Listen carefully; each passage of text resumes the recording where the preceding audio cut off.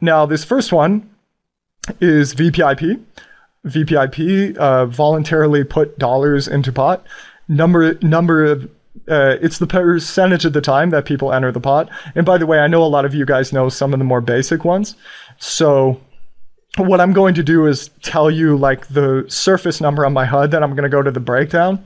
And the breakdown will have like some deeper statistics. The surface one obviously is kind of a tertiary. I think that's the word. It's more of a surface level assessment, which you'd really like to get into. Which you'd really like to know, but maybe some of you already know. But if you go under this, this is something I instituted when the kids from Playa del Coco in Costa Rica, like Big Hooney and Chris Oliver, were on the nuts, were limp raising a lot. So I really needed to know who actually was a limp folder, a limp caller, and a limp raiser, because they were doing that quite a bit. And this is one of, this is what people end up using a lot with my HUD, is just the raise from every position. And this is really interesting. And this was interesting when I got this HUD in 2008. And I'm still shocked at how imbalanced a lot of people are, even as this has become more popular. You can raise a fair number of hands from early position. Now, obviously, this is a small sample of 13 hands, but you know, this is very typical of a lot of people. We see a lot of guys who don't like to open the cutoff or button because that's just a little too obvious. And but they really like to steal from early position, which if you could do the math of how much everybody is folding behind you, if you like multiply, like say everybody's folding 10% of the hands behind you, and you multiply 0.9 times however many players are doing that, you're going to find a very low percentage of the time that'll give you their accumulated folding percentage.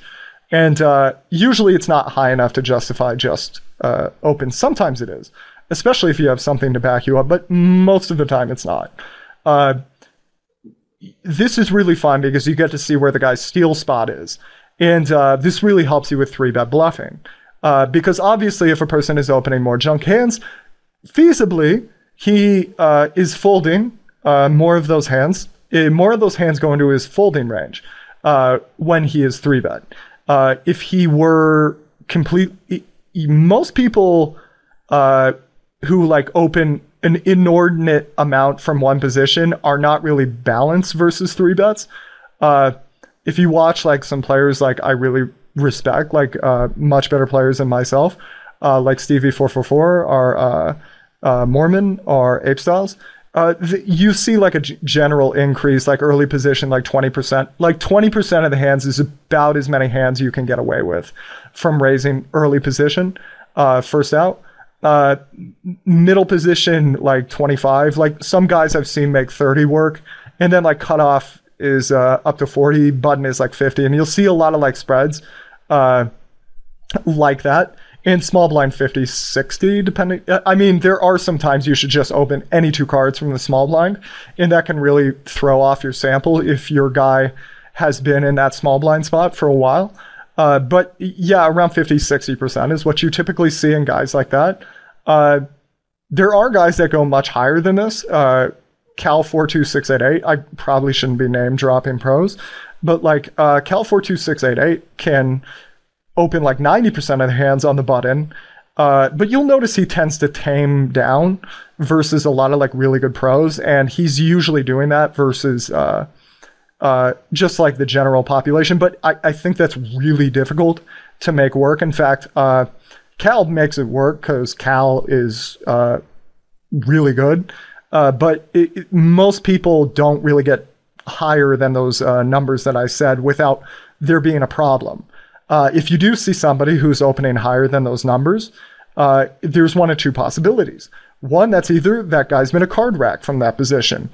The way I can see that in Thanos Theo, this is more possible because, again, just think about if you were at a live table. If you saw, this is another thing that's really, like 31% sounds like a lot, but how many hands is that actually?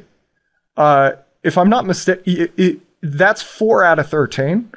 I was going to say if I'm not mistaken, because I'm really good at like botching minor math things up. So, but that's 4 out of 13. Now, if imagine at a live table, you've seen a person in early position open 4 times out of 13. Would you be like, oh my God, for sure, this is his steal spot? No, of course not. It's picking up 2 hands there would have drastically thrown off that sample.